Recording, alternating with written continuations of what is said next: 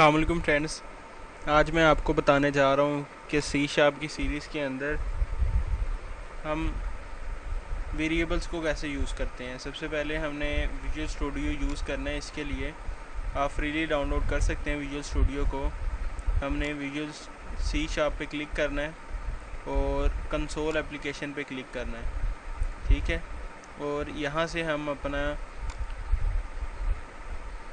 Hierarchy mean इसका कोई भी फ़ोल्डर दे सकते हैं जहाँ पे हमने अपनी फ़ाइल सेव करवानी है और ये फ़ाइल का नाम होगा। ओके करते हैं। तो ये हमारा प्रोजेक्ट एक बन गया है, तो इसको क्लोज़ कर देंगे। ओके, हमने जितना भी काम करना है अपने मेन प्रोग्राम के अंदर करना है, सही है।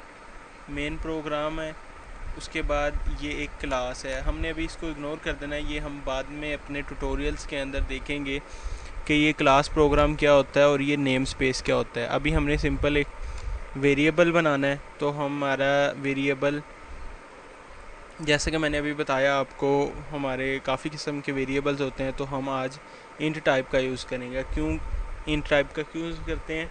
क्योंकि हमारी जितने भी वैल्यूज़ हैं जो कि नॉन फ्लोटिंग पॉइंट हैं। नॉन फ्लोटिंग पॉइंट का मतलब ये कि जिसमें पॉइंट नहीं आता। अब वो कौन कौन सी हैं? हमारी एज है। हम किसी को ये नहीं कह सकते कि हमारी एज 9.5 है, तो हम उन्हें बताते हैं मैं 9 साल का हूँ, मैं 10 साल का हूँ, मैं 12 साल का हूँ।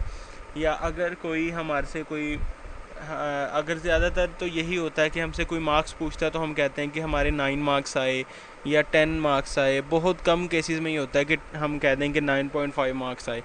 तो हम इंटीजर इसलिए यूज़ करते हैं कि बगैर पॉइंट वाली वैल्यूज़ को स्टोर करवाएं। तो मैं ले लेता हूँ यहाँ पर एक वेरिएबल इंट एज के नाम से। एज का वेरिएबल है हमारा, और अब हम इसको ऐसे डिक्लेयर करते हैं, इंट पहले लिखते हैं और वेरिएबल का नाम बाद में लिखते हैं। उसके बाद हम इसको यूज़ कैसे करना है, हमारा सी शार्प के अंदर हम यूज़ करते हैं control dot right line. Right line किसके ऊपर राइट करे? वो आउटपुट के ऊपर राइट करे। अभी मैं आपको बताता हूँ। अभी आपने अगर कंसोल डॉट राइट लाइन लिखना है तो आप देखें, कंसोल लिखा, डॉट राइट लाइन, ठीक है। ये कंसोल डॉट राइट लाइन लिख दिया। और ये स्क्वायर ब्रैकेट्स नहीं इसके अंदर यूज़ करनी, ये जो राउंड ब्रैकेट्स हैं हमारी, इसके अंदर हमने उस वेरिएबल का नाम लिख देना है, ठीक है। और हमने यहाँ पर सेमीकोलन लगा देना है। तो अब अगर मैं इसको बिल्ड एंड रन करता हूँ तो वो हमें एज शो करवाए, बट एज तो हमने कुछ उसे बताई नहीं, तो हम उसको एज बता देते हैं, एज इक्वल टू 20 और सेमीकोलन लगा देते हैं, सही है। तो अब हम इसको स्टार्ट करते हैं। तो हमें हमारी कंसोल के ऊपर उसको शो करवा देना चाहिए हमारी 20, सही है। अभी मैं यहाँ से अपना एंटीवायरस बंद कर लेता हूँ क्योंकि वो मुझे प्रॉब्लम कर रहा है, ठीक है। अब मैं दोबारा इसको स्टार्ट करवाता हूँ, तो वो देखें वो स्टॉप नहीं करवा रहा। क्यों? क्योंकि अभी मैंने वहाँ पर गेट सी एच लगा देता हूँ। अब गेट सी एच यूज़ करना है, तो अब चले हम इसके अंदर कंसोल डॉट रीड लाइन कर देते हैं। तो वो हमारा क्या करेगा, इनपुट लेने के लिए स्टॉप करेगा स्क्रीन के ऊपर। तो इस तरह हमारा जो प्रोग्राम है वो हमें आउटपुट शो करवाएगा। अब देखें, अब ये रुक गया है, वो इनपुट लेने के लिए रुक गया है। तो ये क्या काम करता है, वो गेट सी एच वाला काम करता है। अगर आपको गेट सी एच का नहीं पता तो आप इग्नोर कर दें। तो अब देखें हमारा एक वेरिएबल स्क्रीन के ऊपर शो हो गया है।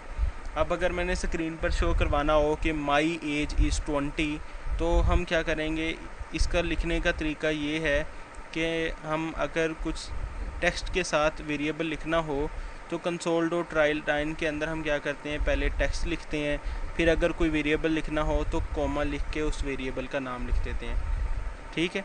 तो अब मैं इसके अंदर लिख देता हूँ कि माई एज इक्वल, सही है। तो इतनी लाइन शो करवाने के बाद वो क्या करेगा, वो वेरिएबल शो करवा देगा। तो वेरिएबल कहाँ पे शो करवाना है, यहाँ पर।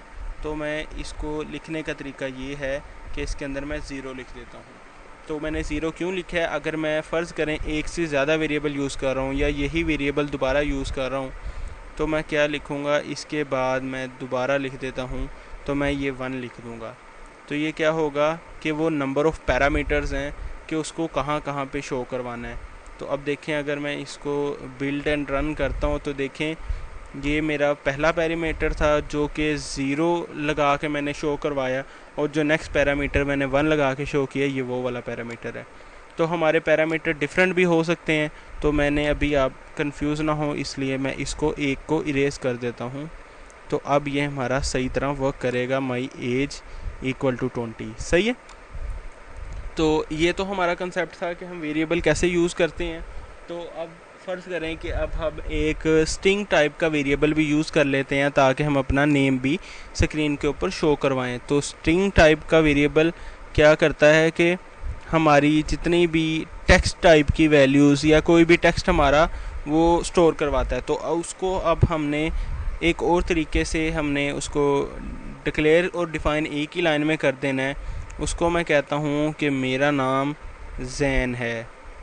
सही है। और यहाँ पर मैं सेमीकोलन लिख देता हूँ। तो अब देखें, अब ये वाला तो शो करवा दिया हमने। सही है। तो उसके बाद मैं क्या करता हूँ, एक लाइन के ऊपर एक से ज़्यादा चीज़ें शो करवाने के लिए हम \n यूज़ करते हैं। ये \n न्यू लाइन के लिए होता है। तो न्यू लाइन मैं कहता हूँ उसे कि ये वाली शो करवा के एक न्यू लाइन प्रिंट करवाए और उसके बाद शो करवाए कि my name is Jain show करवाना है मैंने।